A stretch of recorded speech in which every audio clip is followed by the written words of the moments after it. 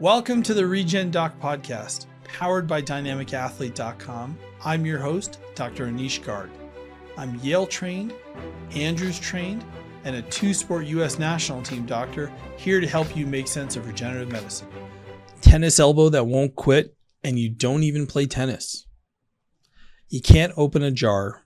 You can't grip a coffee cup without wincing. You definitely can't do a pull-up. And the irony, you don't even play tennis. You got this from typing, lifting, pickleball, or just living your life.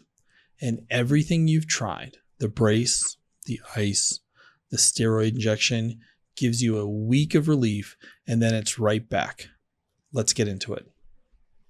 I've had tennis elbow for over a year. 2 cortisone shots, a brace, and PT. Nothing's fixed it. What am I missing? Well, it's the same story. I mean, this is where there's a huge gap. And this is not a new problem. I mean, if you look at what people are searching on the internet, tennis elbow won't go away, lateral epicondylitis treatment, elbow pain gripping. I mean, pickleball elbow even is now a phrase where all of these search terms are surging. And you look at, 1 to 3% of the population ends up having this. And it's the same story as plantar fasciitis, as Achilles tendonitis, is when people call it. It's not actually an inflammation process. It's a tissue degradation process. And the gap here is people keep thinking that this is an inflammation issue.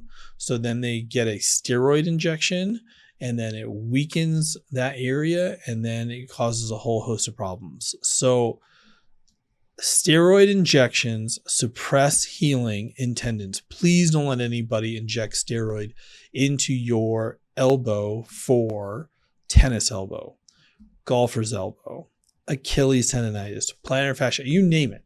The steroid injection shouldn't be done because it is not an inflammation issue.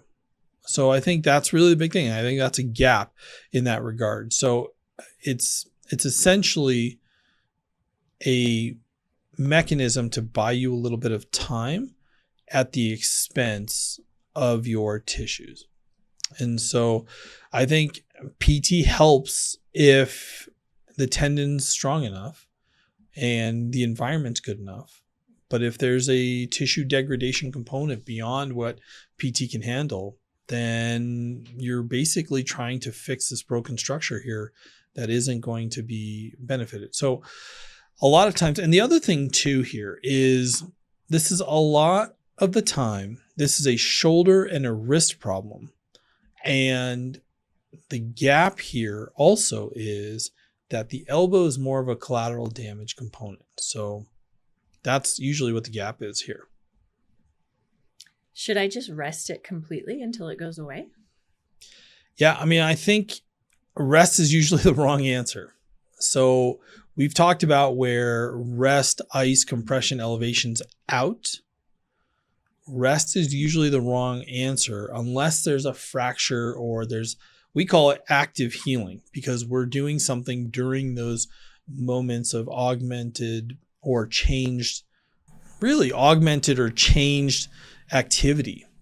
And if you rest it, what you're doing is essentially weakening the tendon and that structure as well. We talk about movement being medicine and all of that. And I think when you continue to completely rest a degenerative tendon, I think you run into some trouble here. So then people hear that and they go, well, okay, I'm going to load this tendon and then it'll get better. And I go, let's pull that back a little bit. It's sort of that fine line in between the two, like Goldilocks, right? Like, so no movement or a lot of movement. No, it's somewhere in between those two things. And on top of that, how do I increase blood flow? How do I improve the environment in that regard? And so those are some of the aspects that you can utilize other things to help that heal faster. But I mean, I think the biggest thing is trying to heal that tissue first and then loading it progressively. And I think some of the challenges become where people are in PT for weeks or months and they don't get any better. And so I think that's where I often talk about, you get 3 to 6 weeks PT, and that's it.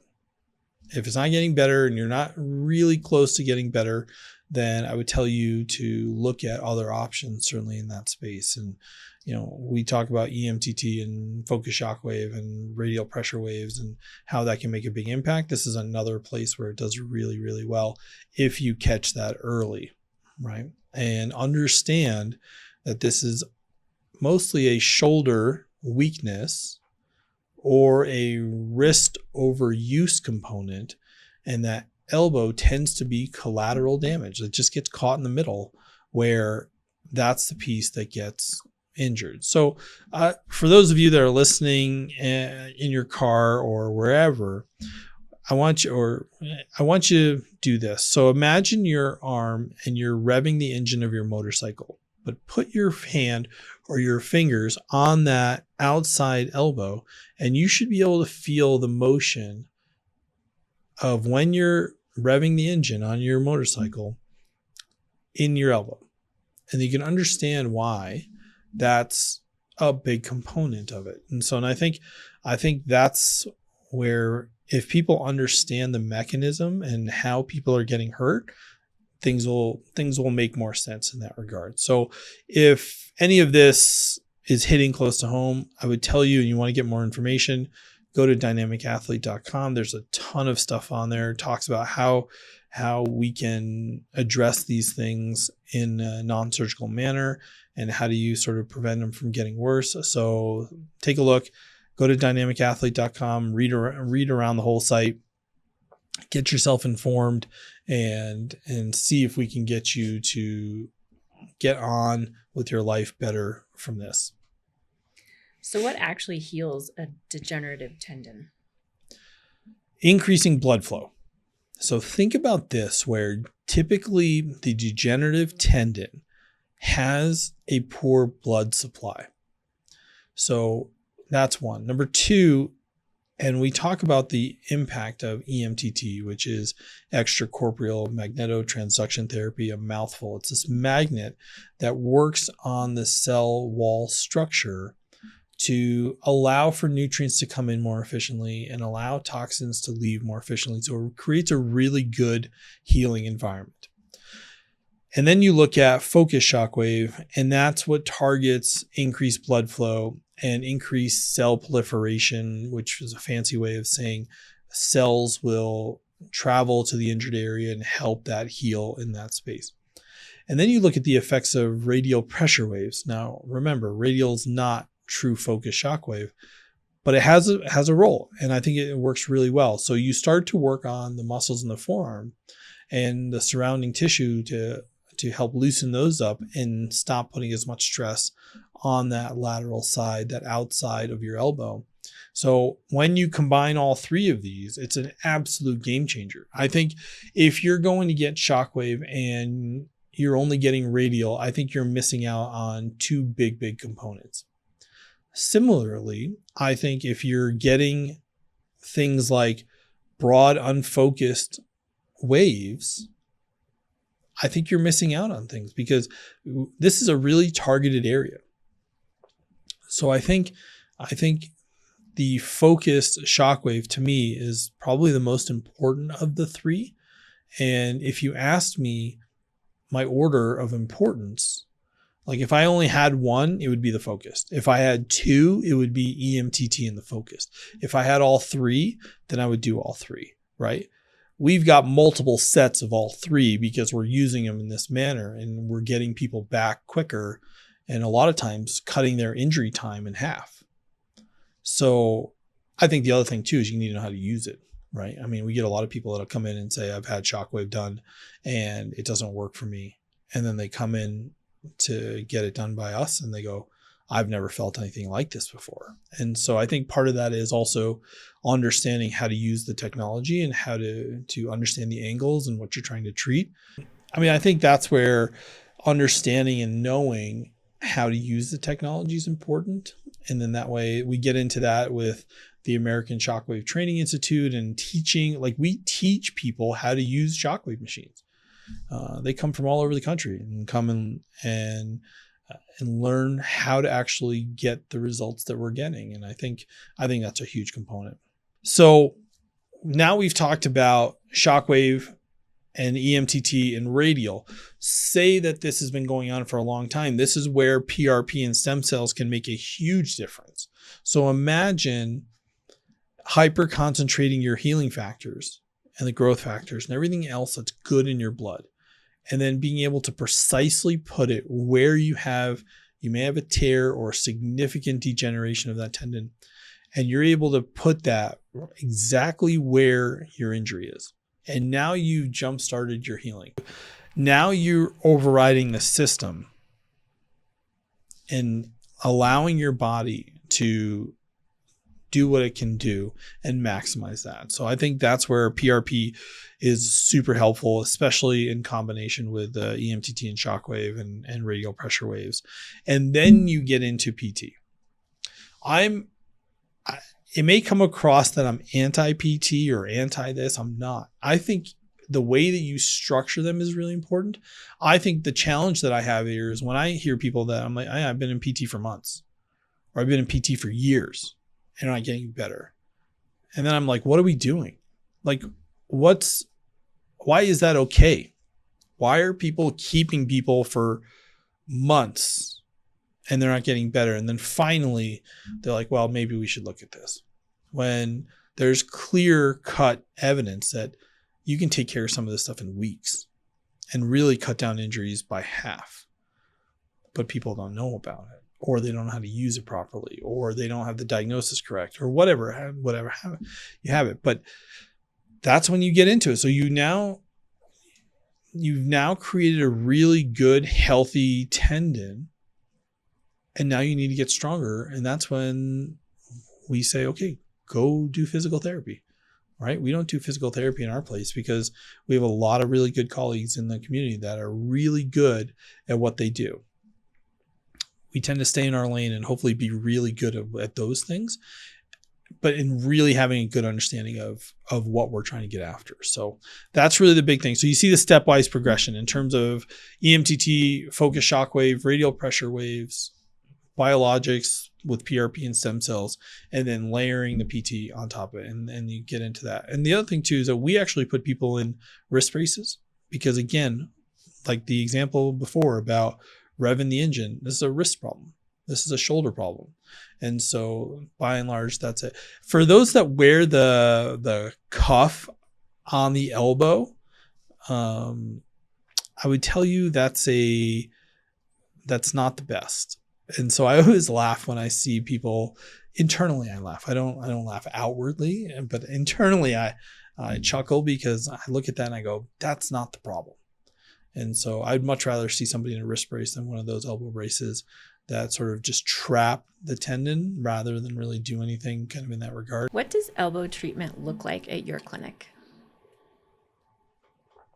Well, I think the biggest thing we always look at is we're doing a physical exam, we're doing an ultrasound and take a look at it. So we've got those two things, right? So certainly your history and all that. And so then you start to put the pieces together, and then we go after it in terms of doing the EMTT, doing the shockwave, doing the radial, and then wondering whether or not we need to do the biologics.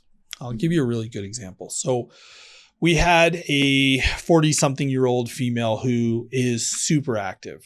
She's a golfer, tennis, pickleball, loves throwing the frisbee, and just you name it, she's doing it. She's got a couple of young kids and is super active. She's been having over a year worth of elbow pain, just deals with it, had a couple of steroid injections, no relief. And she's like, I can't even do the things that I want to do with my kids anymore. So now you have a mom of two kids that wants to stay active, and you look at how beneficial that is just for the kids, even that the mom stays active. There's a lot of studies about the maternal activities and how it impacts kids, but that's the piece where she's in our office and she's like, I don't know what to do. it's both elbows. She's got both wrist braces on, and she's like, I don't know what to do. Like, I can't function in this regard. And so we went down the pathway in terms of, we scanned her. You could see pretty significant degeneration. She had small tears in her tendon on that outside. And so we went through our protocol in terms of utilizing the EMTT and focused and radial pressure waves. And then we had to do PRP with her. And when you combine those, it's tremendously impactful. Her tears were small enough that we thought we didn't have to use stem cells. We didn't have to use things that would be stronger in that regard. And so we did that. And then we did that on the other elbow just because we didn't want to do both at the same time. So she would, we would try to protect the areas after we do the injections. And again, this wasn't a tissue inflammation issue. We're talking about a tissue degradation issue. So it's lateral epicondylopathy, right? Instead of lateral epicondylitis. And so that's where the opathy is the tissue degradation, like tendinopathy. So once you know what you're healing, then you just get to work, right? And I think that's the piece where if you can make the correct diagnosis and you can get a good visual as to what's going on, then we just get to work. Then you know what you're dealing with. And then you can go after it, and you go after it really hard. And I think that's what we that's why we hunt so much for the diagnosis and getting a really good feel as to what the problem is. And then what's the best path forward? What are we trying to get her ready for? She said she wants to be able to go, and this was, in the spring. And she said, in the summer, I want to be able to travel with my kids, be on the beach and play with them and enjoy my summer with them. That was her goal. That's her sport, if you will. So that's our goal then. And that's what we're trying to get after. So I think that's a really good example of somebody who was at their wit's end, had tried all these things. But again, I go back to buying back time that I've said on other podcasts. Our ability to buy back time is the coolest part about this. We could have saved her over a year of agony and pain and lost time with her kids. And I think that's what we get after that. I encourage people to address this sooner. And they think, well, I don't want to spend the money, or I don't want to invest the time or whatever. And I said, well, you're going to pay for it either way. Either now. So what did she do? She paid in time loss with her kids. So then you tell me, in terms of if we have the ability to buy back time, it's a pretty good way to go. If I've been fighting this for months, what's my next move? Oh, I tell you, stop the steroid injections. That should not even enter into your vocabulary or lexicon. Steroid injections should just be purged. If there's a way to purge that from your next move, I would tell you to do that. It's just making everything weaker. That's one. Number two, I would get an ultrasound evaluation. Is it thickened? Is there tearing? Because that changes the game plan here. And I go back to, what is it and what are we going to do about it? I tell my students this all the time. Just, what is your diagnosis and what's your plan? That's all anybody cares about. I want a decision. What is it and what are we going to do about it? Because then we go after it, and that's how we attack the problem. So I think that's really a big thing. I would give this 6 to 12 weeks. So 6 weeks to 3 months. I don't even really like saying 12 weeks because to me, it's just, we're losing time. So you may need more than simple PT or rest or bracing. So I think the biggest takeaway for me is that chronic tennis elbow isn't about inflammation. It's about the tissue degradation, and why steroid injections are the antithesis, the opposite of what you should be doing, because it's not an inflammation issue. It's a tissue degradation issue. Look into Shockwave and PRP, again, with EMTT and radial pressure waves. That combination is an absolute game changer for stubborn tendinopathy. And again, I think the time frame, if you're looking at it, if you're like, my elbow has been bugging me for 6 weeks now and it's just not getting any better, I think that's when you go in, and it could save you from having to do more invasive things in the future. So if any of this stuff resonates with you or you want more information, go to dynamicathlete.com, read up about it, read about when I'm talking about EMTT, when I'm talking about focus, shockwave, when I'm talking about radial pressure waves, see why when I say radial pressure waves is not shockwave, understand why that is. It's not me hating on radial pressure waves. It's really more just correcting incorrect vocabulary, because I don't want you guys to get fooled when somebody says we do shockwave and it's only radial. So take a look around, dynamicathlete.com, and then we'll see you next time.